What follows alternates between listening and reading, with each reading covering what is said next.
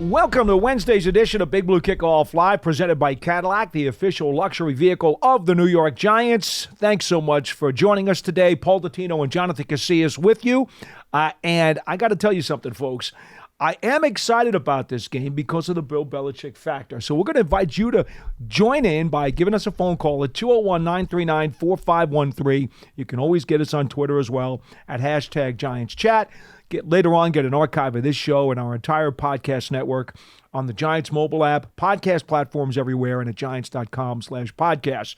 But the topic of the presser today, Jonathan, was Bill Belichick, his defense, his relationship with Coach Brian Daboll, and the fact that the Giants now have to battle a team that, despite its record, and I know every coach always says this about their opponent, but Daboll went into detail on how in 5 of the Patriots' losses, they were literally right there. And then either they failed to execute a play or they got some bad luck on a play and the ball bounced the wrong way. 5 of their games. Now, I say all the time, the one thing I disagree with Bill Parcells about is that you are what your record says you are. No, that's not true. I don't believe that because I think there are teams that are playing at a different quality than their record would indicate. For instance, the Giants, to me, are a mediocre 500 football team. They're a 5-6 football team. They're not a 3-8 football team. Okay? They're better than their record indicates. Daboll was very, in detail, very, very animate about explaining how the Patriots are better than their record as well. I believe him because of the specifics that he cited. This wasn't just coach speak. He actually gave specifics. It's like, well, you could see how that would ruin a team's record, and maybe the quality of their play is significantly better than it is. So, Jonathan, I bring you in here a little late. I'm sorry for getting on a soapbox here.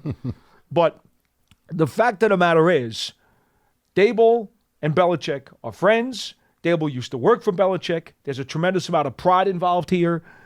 These coaching staffs are going to do everything they can to make sure their teams can beat each other. Yep, exactly. But I do disagree with you about what you're saying about, your record. You're with Bill Parcells. Yeah, It's okay. For me, it's like as a player, when you go into these games, you're not looking at this team's record anyway. You're not looking at the Patriots saying they only got 2 wins, so, we don't have to play. Like, that doesn't happen. Sometimes I've played teams, I don't know their record, and I don't care. Well, that's actually good. I don't care what their record is. But for the team's postseason. Well, the league cares what your record is. It definitely matters. That's reality. And season end, when you have good teams and you have teams that are far away from making the playoffs, that's the truth. That's what your team was that year. Did they play better than their record? Possibly, but you are your record. The Giants are a 3-win team, and we're week 12? 12? Well, I'm never good with they're 3-8. Yeah, so week 12, no bye week, right?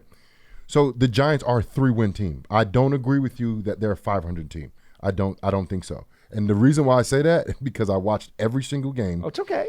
And a lot of the games that they lost weren't even close. And 500 teams, they lose some of those games, but they're in a lot closer and more competitive score. So for me, even if to go about what you're saying, you're not your record or your record is not an indication of who you are, I think the Giants are their record, from what they've done. We don't have to agree 100% of the time. We agree year. 90% of the time. Yeah, on this one, we do not. I like the 10% because that offers conversation and back and forth, right? And the Giants, they're playing a team in the Patriots who has Bill Belichick, who does a very good job, a masterful job against young rookie quarterbacks. I think that's something that you really got to pay attention to this week. Mm-hmm. And, I don't know what the Commanders were thinking last week, and I think they were playing a little bit soft against Tommy DeVito, but it ended up working out for Tommy DeVito. He made some nice throws. And he made some beautiful throws. I mean, they flustered him up. A lot had to do with him. A lot had to do with, some of the old linemen getting beat, some coverage sacks that were in there. But I think it's going to be a whole different ball game this week with New England and Bill Belichick. I think you're going to see an increased amount of pressure. I think you're going to see a lot of guys coming off the edge. because it's very hard to account for those lower number guys, those DBs that start to blitz. Right. They don't really keep them in the pass pro. And I'm all in on Tommy DeVito. I've been in on him before he actually started a game. It was Dallas Cowboys' first start, because he's a Jersey guy, number one. You know that. You know I'm always about that, Paul. You know how we get us Jersey guys get, right? Number two, he's undrafted. I was also undrafted. Mm-hmm.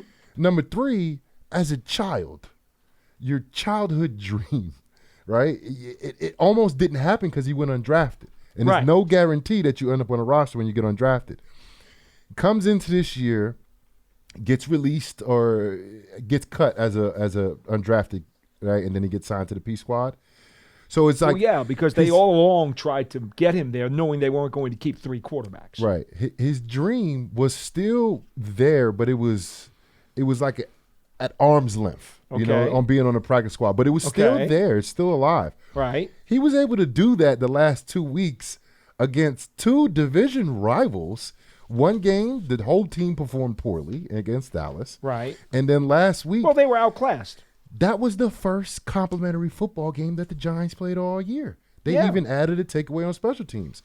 The kid is living in his dream. Like, he's living a dream for all the undrafted quarterbacks that ever, went undrafted, that played in this league for just the training camp, that got their shot at the CFL because it didn't work out. He's living this dream. Mm-hmm.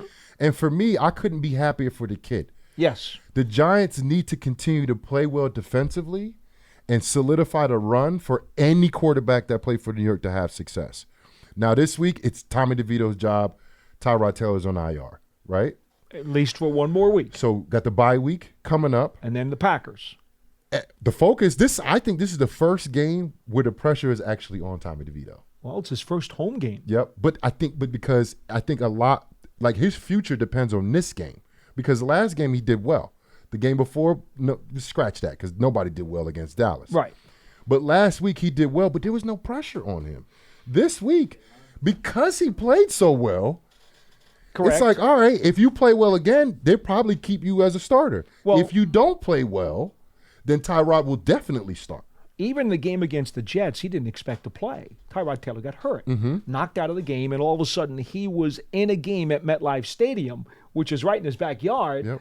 But that's not the same as now making your first home start in your stadium 100%. With your fans not only expecting you to do something after a 3-touchdown pass game, but also the feel-good story that everybody wants to ride that wave. Yep. And the first game he played for the Jets, the first game he ever got snaps against the Jets, even Daboll said it after the presser, the game went how he wanted it to go.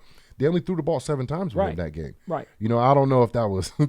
I'm sure it was part of it, but they knew going in the framework that they were going to operate under, and it was not going to rely on the quarterback. Right. Well, whoever the quarterback was at the time. Even Tyrod was not going to get a chance to really wing it around. And then Dallas, Dallas, it was a snowstorm, and they couldn't do too much of anything, and nobody looked really good. And then all of a sudden, you go against Commanders, and he's hit a lot. He sacked a lot. Mm-hmm. Just like Daniel Jones was against Seattle, almost the same amount, 10 versus 9. It was 9. Tyrod Taylor was running for his life when he was playing as well, too. But the difference I saw with him is that he looked like there was a game, was it the Jets game or the Commanders game? One of those games where Tyrod Taylor was starting, whatever game that was. Well, that was the Jets. And he was getting the ball out quick, or he was stepping up in the pocket and running a little too early. Right. And I was like, that's on Tyrod. I didn't really say that too much about Tommy DeVito. It wasn't too much on Tommy DeVito where he made poor decisions, where he didn't throw the ball well, and he was sacked 9 times.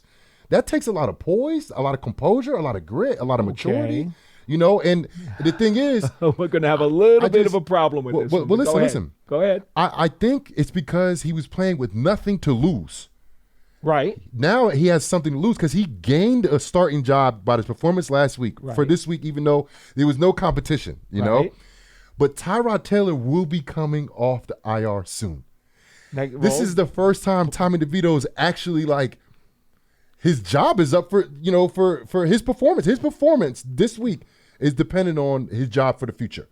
And he's never been in that situation before. So I'm excited because now there's stakes involved. There was no stakes for him. He could do no wrong. He could do no right. And now it's like after that performance and Tyrod's coming off of IR, how are you going to perform when there's actually real pressure on you? I think that's a great question. It's something we're all going to watch very carefully. But I will also say this to you. Belichick, who is a absolute mastermind, I will not pull punches on this. I still think he is the greatest coach in the history of the National Football League. And to put him ahead of Lombardi was hard for me to do, but I had to do it. I had to do it a few years back. I couldn't resist it anymore. Belichick is the greatest all-time NFL head coach. To go against this guy who has habitually wrecked rookie quarterbacks in itself is probably more pressure than the fans will put on him, I believe. Mm-hmm. Agree? Yep. Okay. So what Tommy needs to do, and I know it may be hard because he's an emotional paisan like myself, he needs to compartmentalize all of that stuff and say, just focus on what my playbook is, on what I've been taught to do, on what I've been asked to do, and don't let Belichick get inside my head. Yeah. To me, that's the bigger distraction than the fans, I think. Yeah, no, I agree. And I wasn't even thinking about the fans. I was thinking about him, internally as a man. Oh, just the pressure of the moment. Pressure, yeah, because like nobody expect him to do anything, any game that he played this year so far. But this game, because of his performance last week, people, they're going to show up and they're going to be like, all right, Tommy, what do you got for us? We're going to see you in person now, the Jersey guy. Maybe it's better for him that the Patriots are actually favored by the experts in this game. Oh, I didn't know that. Maybe that's actually better. It might be. But look, I think if he has the same type of attitude and the same type of composure that he showed last week, it really doesn't matter what Bill Belichick does. He has some intangibles. He does. That I think mask some of his tangibles that he lacks, right? He's not a big guy. I don't think he has a strong or great arm. No. I think he can throw the ball. He can make most of the throws, though. And I don't think he's that – I don't think he's not accurate. I don't think he's the most accurate. But I think his moxie, his courage – his ability to forget the play that happened before. Mm-hmm. Those are all positives. It's so good, and it bodes very well for him, especially coming into this week where I think Bill Belichick going to heat him up. That's what I would do if I was defensive coordinator. I'll blitz him every play, every single play. Now, I had a conversation with Carl Banks the other day. I will relay it to you, and then we're going to go to the calls, 201-939-4513. I don't want to wait too much longer for that. The convo with Banks went like this. There were 9 sacks against the Giants last weekend. I think Tommy DeVito could have avoided at least half of them by getting rid of the ball, even if it meant throwing it to the lady in the third row. Right. He could have gotten rid of the ball and avoided half of the numbers. So the 9 sticks out like a sore thumb, but I don't think, in my mind, that is a true indication of what the offensive line did the other day. I think he hurt that number significantly by holding on to the ball much too long. So I said to Carl, well, he's got to do a better job on that. That, to me, is the biggest thing he's got to clean up right now. Mm-hmm. And Carl goes, yeah. He goes, but think about it. How many times did he give the ball up? Yep. No interceptions, and more importantly, he didn't fumble on any of those hits. Not one. And Carl said to me, at this stage, you'll take the 0 turnovers over reducing the sacks. Yeah. You'll take those extra sacks if he's not giving the ball away. Yep. I mean, you agree? Yes, of course, of course. I mean, you're so amazed that the Giants took the ball away 6 times. I think it's more amazing that they didn't turn the ball over with the amount of sacks that they had. He was getting hit. He wasn't, and it wasn't even though like they take it easy on quarterbacks now, you're still getting hit hard by some big, strong human beings. And for him to hold on to the ball, I'm telling you, that's not like a skill. That's in here. Yeah. You know what I mean? And he plays with that. And I think the most important thing about him playing like that, the other guys are feeding off of that. And when you have a guy in the quarterback, he's not going to be the leader, but he can be the leader by his play. Mm-hmm. He don't have to say too much. Other guys will do the talking for him. I don't know, how well he does in front of, on top of the soapbox, speaking to his peers or his seniors. He's one of the youngest guys on the team. But other guys will play for him. You know, when you have a guy who has a story that he has, other guys is like, man, look at that kid just out there playing, fearless. It's a concept of not making a bad play worse. Mm-hmm. Because when you give up a sack, the turnover makes it worse. Oh, 100%. He does not make a bad play worse. Yep. He somehow salvages it. Okay, look, I held on to the ball too long. So-and-so got beat on the O-line. I wound up taking a loss of yardage. But you know what? Let's dust it off, and that's okay because we're going to go to the next play. And it's a learnable offense. It's a learnable. You know, you can coach that up. Yes, you can. It's hard to coach inaccuracy. It's hard to coach fumbling the football. Like, how do you coach that? Well, you know what I mean? It's easier to coach a guy to get rid of the ball sooner than it is the reverse. Because a guy who's got horrible happy feet and just wants to get rid of it and throw it into harm's way, that is awfully hard to change. Yeah. And look, when you look at around the league right now, and even the Giants, most teams' record is like literally dependent on the quarterback play, especially how these offenses and the league has kind of progressed to this, it's 7-on-7. Apparently, the Patriots have had some very poor quarterback play, and that may be the biggest on-the-field reason, in addition to their breaks, why their record is what it is. And then I don't know why he's benching Mac Jones like Bailey Zappi is going to do a better job. Well, they haven't announced that yet. As of the moment of this program. But they pulled about 3 games already. Right, but as of the moment of this program, we don't know who's starting quarterback. We do not know who's starting for the Patriots. They have 4 potential guys who could play quarterback. Really? Well, between Cunningham, who's on the practice squad. I had no idea. Okay. I mean, I just thought it was the Bailey Zappi and the Mac Jones. No. And Greer's there too, isn't he, Pearson? Yep. So they have 4 potential guys who could take snaps. Those guys will play? Well, let's put it this way. I know they gave, and Pearson has been following this. He's been tracking it on the internet for us. I believe Zappi and Greer both got first-team reps this week, correct? Behind Mac Jones. Oh, Cunningham did not, as far as I know, according to the reports, but he is available to be activated off the practice squad if they want to bring him up. Okay. So Daboll said the Giants have looked at tape on all 4 guys, including college tape, because they need to be ready. Yeah. The guys just need want to be ready. Get that out there. Who you playing against? I didn't know that. I knew he didn't announce who the starter was this week. I just didn't know the other guys were involved. I just thought it was the Zappi and Mac Jones. Who's going to play? Mac Jones been benched 3 times this year for Zappi. Zappi hasn't looked any better than Mac Jones, even worse, I think. This is why the Giants need to do their homework.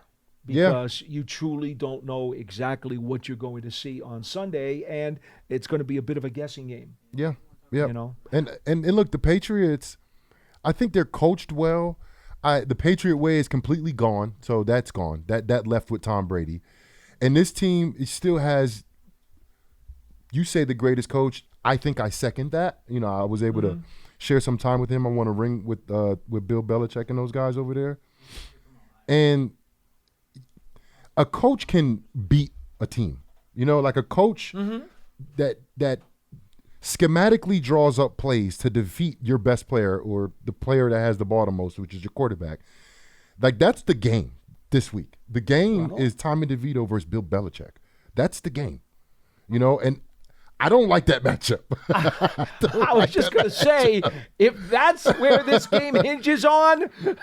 But that's it. I mean, that's how I've been around the league a long time. I played 9 years. I've covered the league for at least the last 2-3 years. Well, I'm sure and it's always Bill Belichick versus rookie quarterbacks, and he wins the most. I'm also sure he's telling his staff, watch out for that guy Dexter Lawrence, too. Oh, yeah. Oh, come on. Of course. Of course. Real quick, I want to just let you guys know about the practice report today. Daboll said Slayton will not practice. Injured his arm in the game. Yeah, what was it? Was it his forearm, elbow? Because I saw him kind of reaching. I thought it might have been his elbow, the way he was coming off the field. But so he will not practice today. Barkley gets a veteran day off. Neal, Lawrence, and Okereke will not practice today. A little bit banged up. Adoree Jackson. Still in protocol, but will have non-contact practice today. So possibility. He's starting to inch his way back. Possibility for him to go. That's what Dable told us today before they just hit the field. So wanted to get that out of the way. Did you say Flott? Did you say Flott at all? I did not mention Flott at all. Okay. Flott's not hurt, right? He got ejected. He played. He got ejected. Yeah, that he did. Right. That he did. Oh, he was in there throwing bows. Like with his back to the wall, though, Paul. With his back to the wall, bro. They rushed him. Yeah, and it was about 8 inches away from me. Oh, you were right there. Oh, I was right there. Oh, see, I was so locked in because I wanted to see who threw the first punch. Oh, no, I was right there. He didn't throw the first punch. He countered. And see, being that this was game day and I'm dressed in, the tassel loafers and the full suit. I missed my guy Paul in the action I did not have my Nikes on. And so it was quite an effort to do a quick back pedal out of the way. Now, if I had my Nikes got hot quick on, over there, it did. With my Nikes on, I could have gotten out of there a lot quicker. But it was more like slow motion with the shoes. Hey, yeah, you had to get out of there. I'm just glad you still in one piece today. Well, I could not get the suit messed up. That's. But I tell you what, the Commanders showed something that, for me, I've been wanting to see from the Giants a little bit more. Protecting your quarterback when somebody does something borderline to your quarterback. And I think about the Dallas game week 1 when Daniel Jones was scrambling out of bounds and Michael Parsons had this amazing 0 to 60 moment where he just got him to the sideline. I know. And it was right on the fringe of, the sideline. Mm-hmm. And no one went over there to Daniel Jones. I understand. And when I saw the Commanders do that, I understood both sides of it. Like, I was like, I understand why the Commanders ran over there. I also understood why Xavier McKinney finished the play the way he did, because that's all it was. He just finished the play. It was a clean, legal play that he did. It was, because the officials did not emphatically get in the way and blow the play dead as a touchdown. You don't hear any. First of all, when you hear a whistle and he's still running, you don't. They adjudicated it as best as they possibly could, as fair as they could, and they could not take it any further because I think the officials realized that the players on the field were all trying to play through the play. Right. And nobody could understand that the play was dead. The point I was trying to make was that you saw a fight from that offense, from the Commanders' offense. Sure you did. And it was no question that the Giants' defense was going to fight them back. They'd responded. Yes, they did. It wasn't that they were the culprits. The Commanders did all of the pushing and they ganged up on the guys on the sideline, and Flott just responded to that, right? But I want to see that out of the offense. Because I feel like there's potential there, and I think it did happen last week where one of the guys was doing a little more extra on Tommy DeVito, and Pugh, went over there and got on him, and he got kicked in the groin. He did. But that's only one person, and that's somebody that I expect to do that. Pugh, and that's one of the reasons why I love that he's here, because he's a leader and he's a guy that when you send your warriors out, he's getting off the bus first. That's one of those guys. Mm-hmm. I want more guys like that. I want more guys like that. I want guys like there was several times this year with all 3 quarterbacks that were playing this year where there was gang up offenses from a culprit from the defense. They hit him late. They hit him when he was sliding. They did it to Tommy DeVito every single game that he's played in. I know. They're on top of him when he's sliding, and I don't see guys over there coming to his defense. And for me, as a coach, if I was a coach, I would tell him yo, protect your quarterback. Mm-hmm. Put up some fight. You know what I mean? And that's what you saw from the Commanders, and that's what you saw from the Giants defense.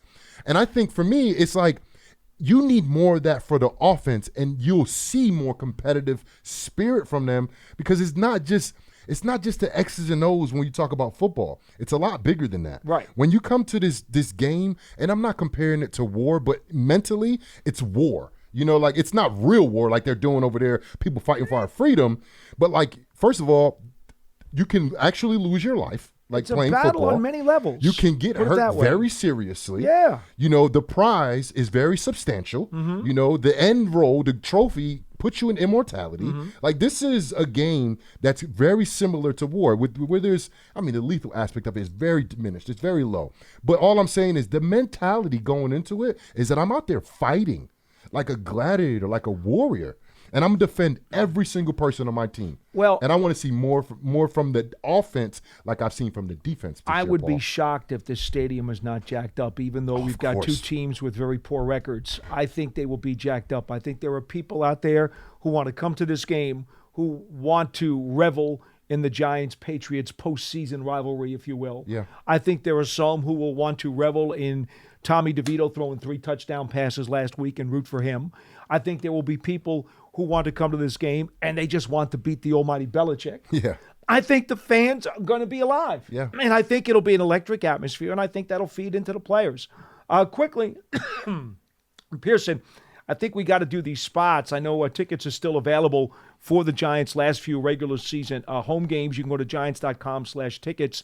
Limited inventory is up through the site if you still would like to come to a game before the season is over.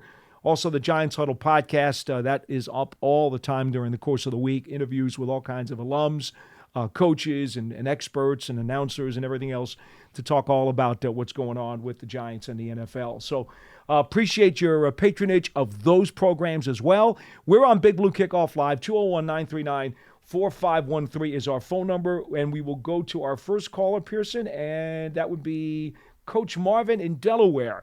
You're on Big Blue Kickoff Live. Hello, Coach. How you doing, Paul, Jonathan? Good to talk to you. Happy Thanksgiving to you and everyone out there, by the way. Yeah, happy Thanksgiving to both of you guys. I was listening to you guys. I talked to Jonathan last week, and I was talking about changing the atmosphere in practice last week to make it a little more calmer, a lot more fun, and don't get too hard on each other. Just enjoy the day and the time with each other and go play and compete. And that's what they did last week. And I think that's the way they're going to have to play the whole season. They can't get caught up in winning or losing. Just go compete and wait until the fourth quarter. Then that'll determine, how well you're playing. Then you go for the win. Whatever happens is going to happen. Just go and compete. No expectations. If I'm coaching, there's no expectations in the game now. Well, Coach, outside of the 2 games against the Philadelphia Eagles, everybody else is in the Giants' weight class. So you absolutely have to have that mentality. Right. Just go and compete, and whatever the score is going to be, the score is going to be.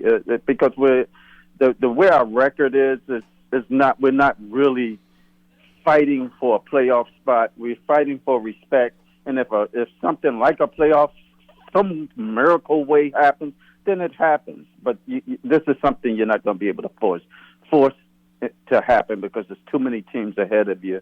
So just go and compete, have fun, and enjoy the game as you can. This week, again, like you said, Paul, is our weight class teams that we're playing.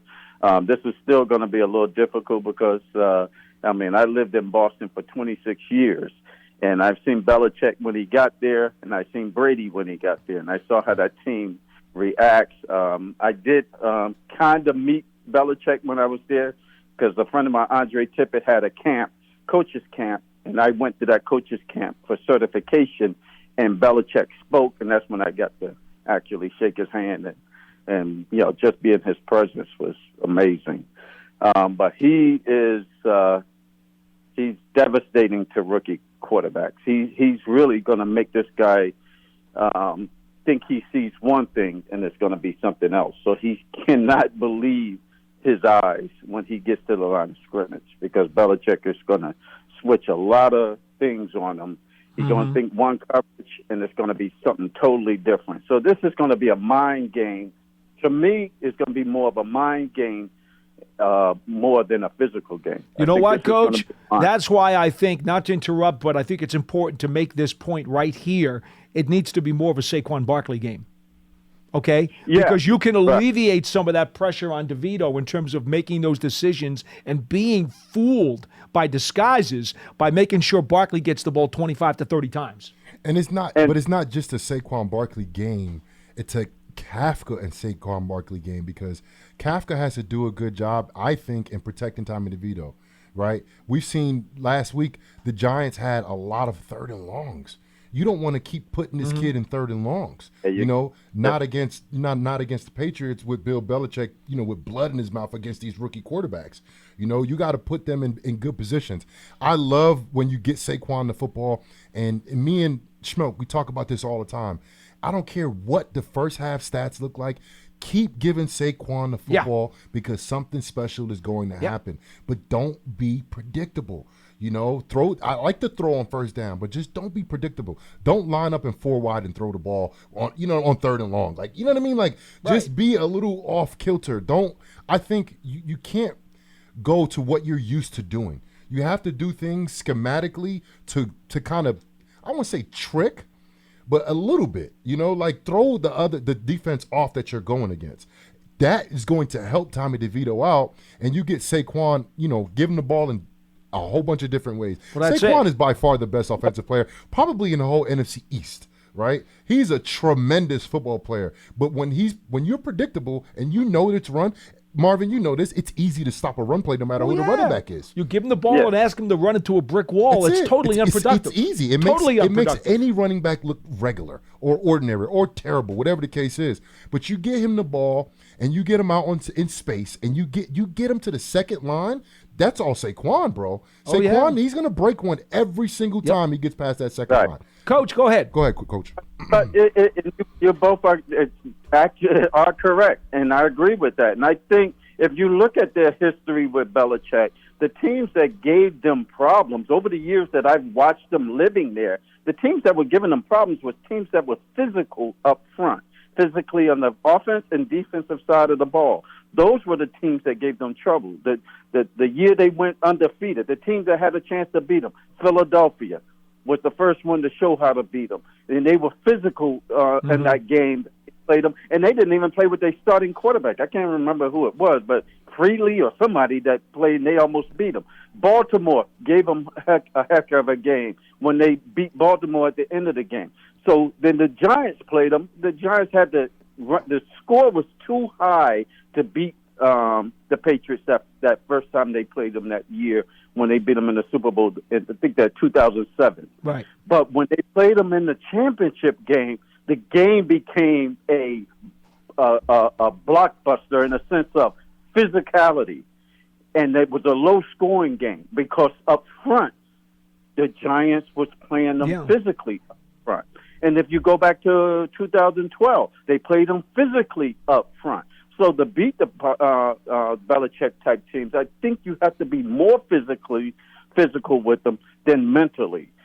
Even though you have to be smart with the ball, you play them physically, you can disrupt those things. Like you're saying, going back to running Barkley. Don't be afraid. Don't get in those thirds and longs, just like Jonathan says, because that's when the creativity of their secondary starts showing you one thing, and so when you snap the ball, they get into something else. Well, on defense, Coach, the Dexter Lawrence-David Andrews matchup is the biggest matchup for me because Andrews has been in this league for almost a decade. He's been steady. He's been through the great times with the Pats, and now he's going through some of the bad times. But he has been consistently the heart and soul of that offensive line. And Dexter Lawrence is going to be lined up right opposite him on Sunday. And if Dexter can do a job on him, good luck. That's going to give the Patriots offense a lot of trouble. That's it. Yes, it will. But I agree with that because up the middle, you have to get pressure up the middle. But I feel my boy Thibodeaux is coming. Oh, yeah. He has arrived. Now, if Dexter can push the pocket, push him back into Thibodeaux, and put more pressure on these young guys that they have quarterback because they're not Tom Brady. They don't have the receiver. You can play these guys one-on-one. They don't have the receivers to do what they want to do. Absolutely not. They do not. You're right. So you can press these dudes. They're not running by you like you playing Miami or somebody. Mm-hmm. These guys are running. There's no speedsters on the thing. Juju Smith? I mean, Juju. No, I'm not buying Juju. I never have bought Juju, even when he was with the Steelers. He's a very good second receiver, but I'm not. He might be a third by now, to be honest, Coach. We're going to let you go, Coach Marvin. Enjoy your turkey. Guys. Thank you. Have a good Thanksgiving. You too. 201-939-4513. 201-939-4513. Just real quick. Yeah. One of the reasons that Thibodeaux has been able to do what he does is because quarterbacks know that either A, the front of the pocket is collapsing because of Dexter Lawrence, or B, he's holding the front of the pocket, and if they dare to step up and get away from Thibodeaux, they're running into number 97. Yep. And it's not too many teams that has a a pass rusher that isn't complemented with a good interior lineman. Right. You know, it kind of goes hand in hand, you know, and it's not a coincidence when Dexter Lawrence has dominant games, Kayvon Thibodeaux has like multiple sacks. You know, I don't think that's a coincidence Well, at actually, last week, you know, Dexter Lawrence had 1 sack and was probably a little more quiet than he had been in the last month. But, again, because Washington had to concentrate so much on him, Tibbs had one-on-one matchups. Yep. And he was taking those guys to school. But that's it. That's it. And I love Dexter Lawrence because you just don't see guys like that all the time. Somebody that big, that strong with great feet. And he literally... You see these guys. How many offensive linemen you've been around in your life? Thousands, right? They're huge human beings, like the biggest men all the time. He just goes through them. He throws them out ridiculous. the way, you know, and his consistency the last 2 years, I think, has been phenomenal. And I'm on him about when he only has 1 tackle. I'm on him when he doesn't look dominant. Right. Because he's that good. Yeah, I know. You know, and when he's that good, everybody looks good. You know, everybody plays, I think, up to that standard. And if the Giants are going to continue to have success on defense like they did last week, like they did in spots throughout this season, it really relies on Dexter Lawrence. And if I don't see Kayvon Thibodeaux being a 20-sack-a-year guy without Dexter, but with Dexter, anything is possible for any one of our defensive players. That's how special Dexter is. And yes, Kayvon Thibodeaux, first of all, he plays a lot of snaps. He plays first, second, and plays the run third well down, too. right? Let's not ignore that. People are on him because they want to compare him to Michael Parsons. Michael Parsons is a pass rush specialist, and they move him around to make sure he can pass rush. Kayvon Thibodeaux stays on the edge. Yep. He stays in one spot. He doesn't move around very much. He doesn't move around. They'll flop him some, and he'll run some stunts, but he's not really moving around a lot. And I think for what they ask him to do, to play that many snaps, for his production, I think he's doing very well. You know, and then people are going to get on him because he was a top pick, but he has 10.5 sacks in a defense, traditionally, Wink Martindale, that never had a 10-sack player. Never had one. And he got games to go. Let's see here. He's balling right now. 10.5 sacks is tied for 5th in the National Football League right now. Boom. Yeah. In a defense with a defensive coordinator that never had a 10-sack guy in his scheme. And I think there's a little bit different this year from what they've been doing. But at the same time, you can't – numbers are numbers. Men lie, women lie, opinions don't really matter. But numbers are the truth. He has 10.5 sacks, and we still got a ways to go. Oh, I know. You know, and if the Giants can keep it competitive in these games where teams are not running the football, you know, for the whole second half, his numbers will continue to do so. They should. They will continue to be. He will continue to be there. And I like the fact that he plays so much. I'm jealous that he plays so much because I was so beat up in my career I could only play like 70% of the snaps when I was here. But he's able to play more than that, and his production is there to support why he's playing so much. The Giants have other guys, but you got Dexter Lawrence and you got Kayvon Thibodeaux, and that is, when you look up front, those are the guys I talked about, Justin Pugh stepping off the bus first. Those are the guys that's stepping off the bus first, and rightfully so. Dexter Lawrence with his play and Kayvon Thibodeaux with his play, they rightfully deserve the numbers that they have and the attention that they receive. We have 20 minutes left in the program. I'm going to go rapid fire here because I know we've been talking a lot, and I'd like to get you guys in. 201-939-4513. Line 2, Cliff in New York is next on Big Blue Kickoff Live. Hello. What up, Cliff? Hey, guys. How you doing? Good Hi. to be with you. I wanted to ask about execution. You know, when we were bemoaning the losses over the last few weeks before last week, we were saying that it didn't seem to be that they had the wrong things called and all that stuff. It just seemed like they couldn't execute it. And there was a play that ended up featured on the website as a notebook item about Wandale and the block that he made on the Barkley run, the first Barkley run. And, and I'm reading through that, and there were like a whole bunch of guys that did what they were supposed to do. Exactly. And before any of that started, they had something called the right look for the play. So I guess that's where it gets a little scary with Belichick. They might have a look that turns out now you see it and now you don't. Yeah. You know? I expect that to happen a lot. Yeah, so I don't know. But I was hooping and hollering, and I hadn't done that all year. And I'm just hoping that maybe the execution is there because there was enough consistency in the offensive line to start getting it together.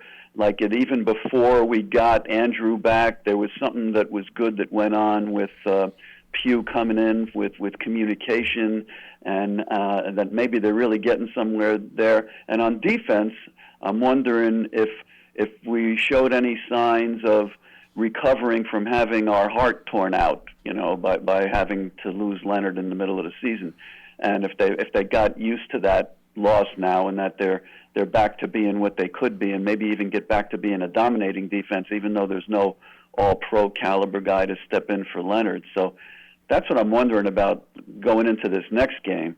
And also, I got to think that Dable and Kafka and the QB coach are aware of who they're going up against, against Tommy, and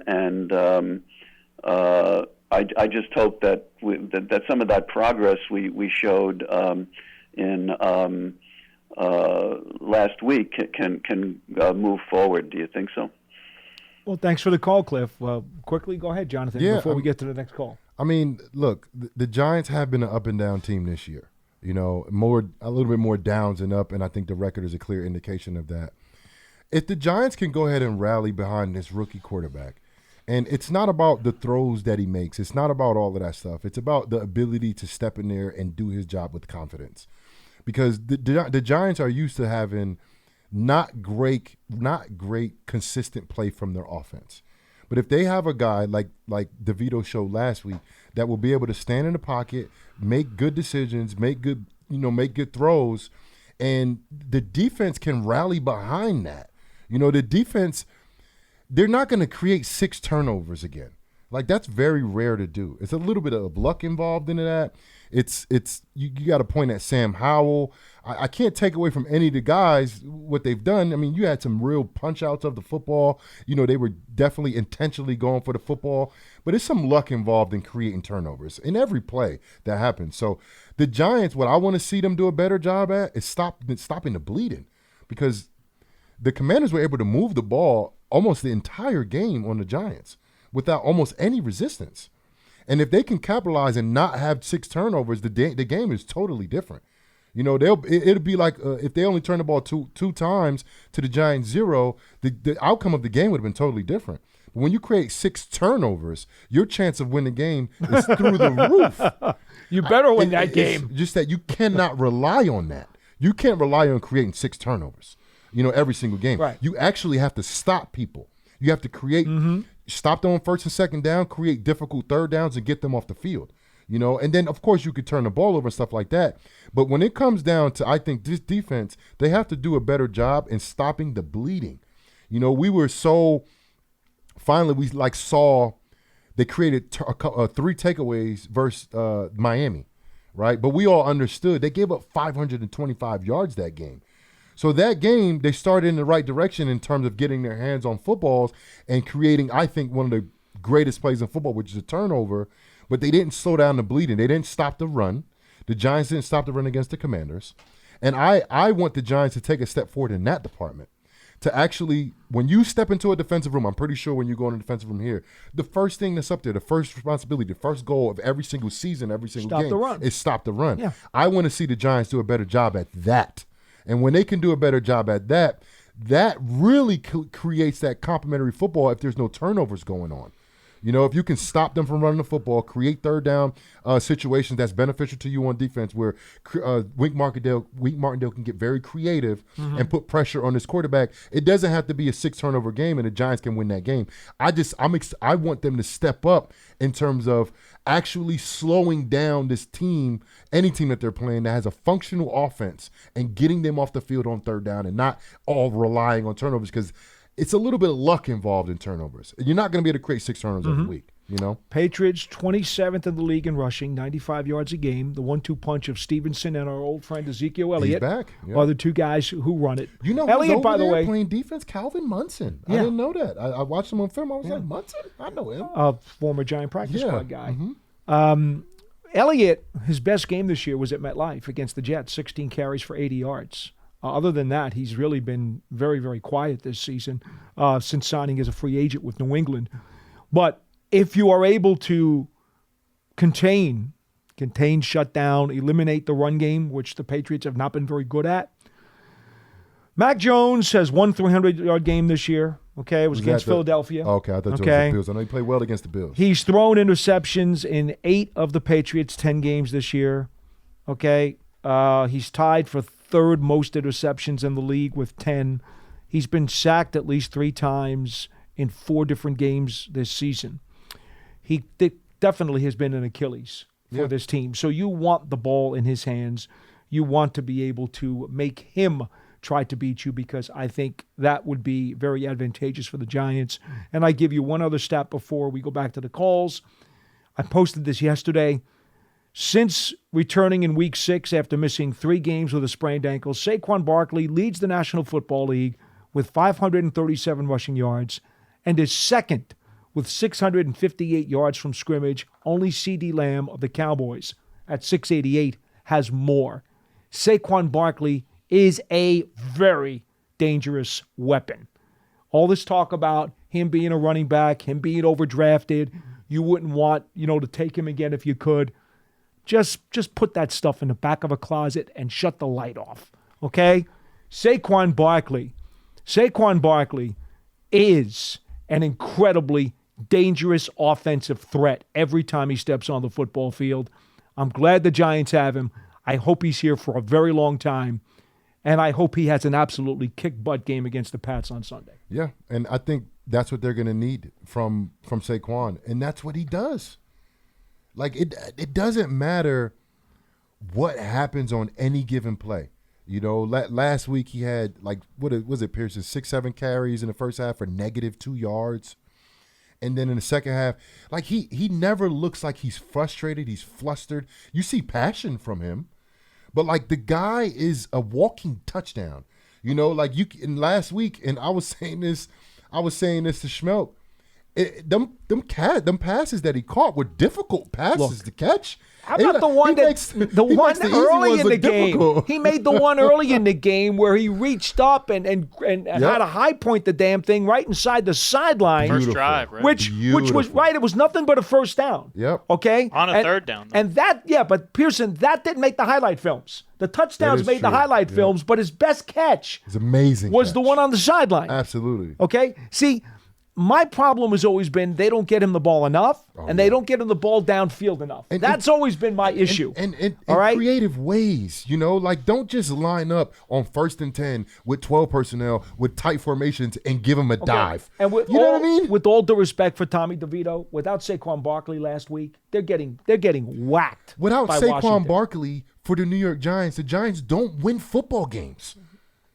No matter who's the quarterback. The dude is an outer world talent. Absolutely. He really is. And it's about commanding respect. So yes, you're absolutely right.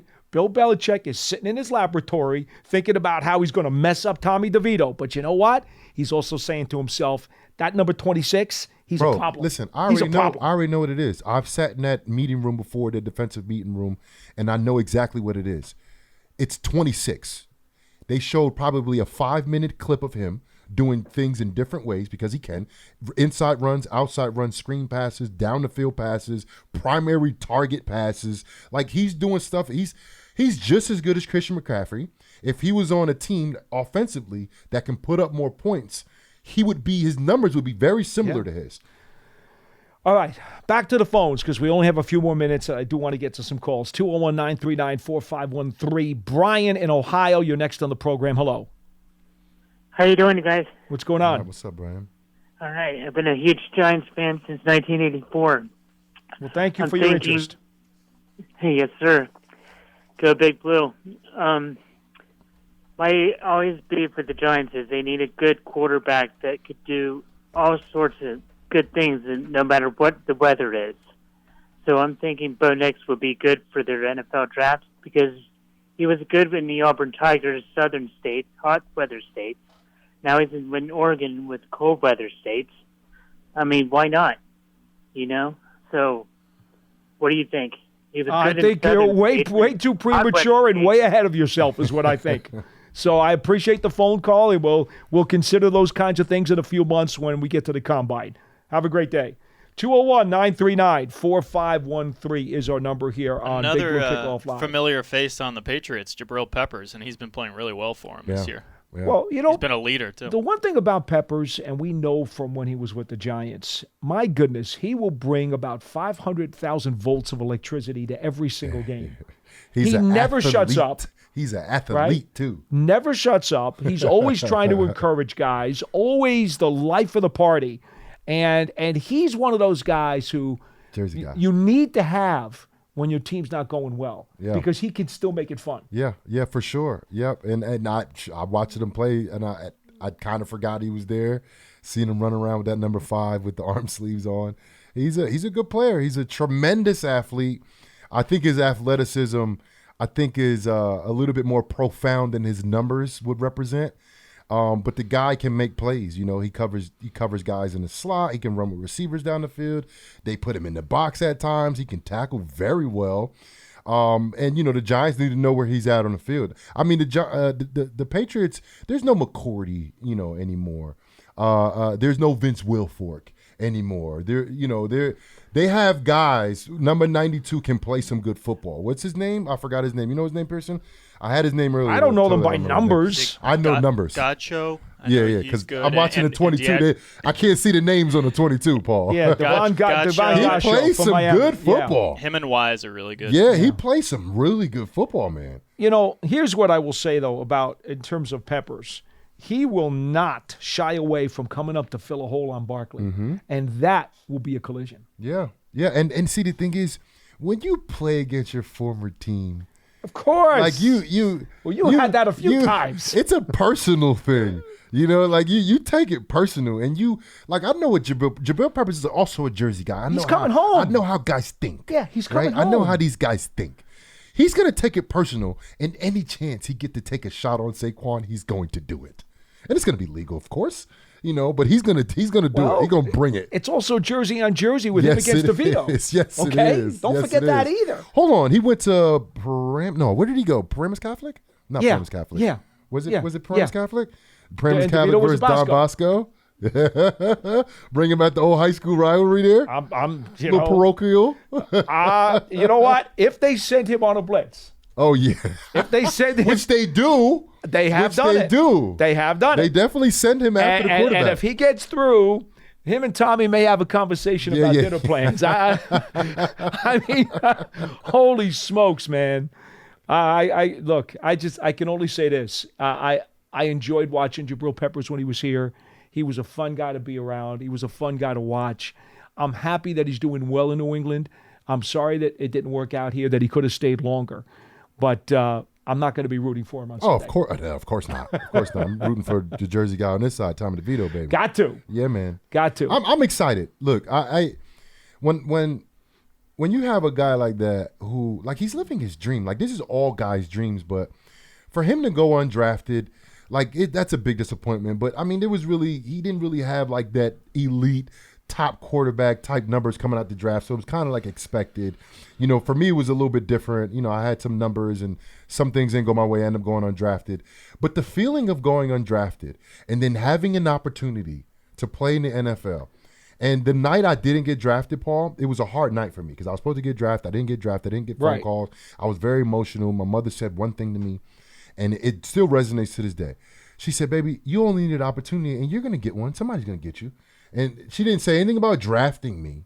She says, you're going to go somewhere, you're going to have an opportunity. Oh, and you did. And that's all any of us. You got some jewelry, too, I might add. And maybe if you were drafted, maybe you wouldn't have the jewelry. Listen, I'm very thankful that I went undrafted and how my career played out. Right. And you only need all of these guys, especially the undrafted guys, all they ever wanted in life was an opportunity. And some of these guys get drafted, they're given opportunities multiple times. Tommy DeVito, it happens that both of the quarterbacks get hurt, and then all of a sudden he's thrust into the starting lineup. This is his dream. He got an opportunity, and he balled out, Paul. Well, and getting destroyed while doing it. To your point at the beginning of the program, we're going full circle here as we only have 4 minutes to go. Full circle. Tommy DeVito does have to digest the pressure of the fact that he is in a position where, in effect, he's auditioning for an opportunity to be on a 53-man roster next season. Yep. Maybe it's the Giants. Yep. Maybe it's somebody else. We don't know. But this is truly a live bullets audition that says to Tommy DeVito, you know what? You don't have to be a practice squad guy next season. Yep. You could be a 53 guy. That's what this is all about. When you talk about the pressure that he has to feel, there are implications. There are implications here. And they weren't there before that performance last week. They weren't there. Nobody expected anything. I didn't, and I was his number one fan. I've been talking about Tommy DeVito. It's the Tommy DeVito show because I'm all in on the guy. We ain't got nobody else. Are you going to have a chance to talk to him before this game at all? Probably not. I mean, today maybe, but probably not. Because I want to know what is it like for a guy who has gone through what he's gone through, and you went through it as well, to step on the field at your home stadium knowing that I'm going to start today for the first time in my home stadium. What is going to go through his mind in the locker room before the game when he comes out of the tunnel? What is that like? It's nothing like it. But, I mean, even me, I play linebacker, Well, you got to hit people. Yeah, that's true. Technically, he's not supposed to hit anybody. I wasn't the center of attention. I mean, I probably had 15 people in the stands. I was the center of their attention. They're watching me. But he's the center of attention. Everybody in the stadium's trying to see what Tommy DeVito's going to do. That's a lot of pressure, But look, I think he's game for it. I don't think he know anything else. I think he's game. I think he's a gamer. I mean, this week is gonna do a lot for him. Whether it's good or bad or whatever the case is. I feel like this is the game where the stakes were up for him. Right. Everything, the pressure's on. Like, I don't think there was any pressure going into any of these games because nobody expected anything from him. And last week, playing as well as he did, winning a game, throwing 3 touchdowns, not turning the ball over one time, and getting beat to a pummel the entire game, I think that now forces every single person to put expectations on him. And no one had any expectations on him. So now he has to show people, he has to show us now that the expectations is on him and the cards will be stacked against him because Bill Belichick is going to make it a nightmare for him. How well can he perform? See, now for me, if Barkley's the key to this game and he becomes the focal point of the offense as he was last week, Tommy DeVito, if he just is a game manager and doesn't make any critical mistakes, as in turnovers, right. If he does that, it's a win for him. If the Giants win the game 17-13, he throws 1 touchdown pass but doesn't turn it over, and Barkley has 160 yards from scrimmage, you know what? That's ups. That's ups. That should be the recipe every game, no matter who's the quarterback. Well, but right? Especially with someone in this spot. Yes, of course. But the point that not have been the recipe for the Giants the entire year? The point is he can't fold like Zach Wilson.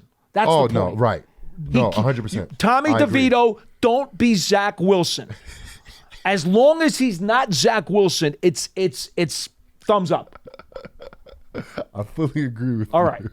I didn't want to go there, but you made me get more clarity in my statement, and I had to do it. I hear you because, listen, I haven't watched Tommy DeVito this year and looked like, oh, this is bad. This is really bad. I didn't say that. I just, when the first game was the Jets when he played. No, it was the first game he played. Yeah, well, when they only threw the ball with him 7 times. He came in for Taylor against the that Jets. game. And I was just like, we have to throw the football. We were talking. We were like, there's no way the Giants could just sit on 10 points and think that's okay. I know. You have to throw the ball with your quarterback. Folks, that'll do it for this edition of Big Blue Kickoff Live. He's Jonathan Casillas. I'm Paul Dottino. He's at Jake Casillas 52, correct? Yes, sir. And I am at Giants WFAN. Always hit us up on Twitter if you like.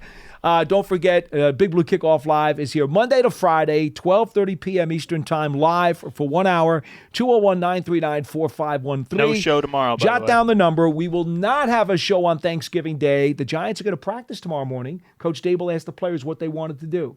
They said, we want to keep the week as normal as possible. So they're having an early Thursday practice. Second half of the day off. Early Thursday morning practice for the team. There'll be no media here. There'll be no show here. But then we will be back again on Friday as the Giants continue to prepare for the Pats.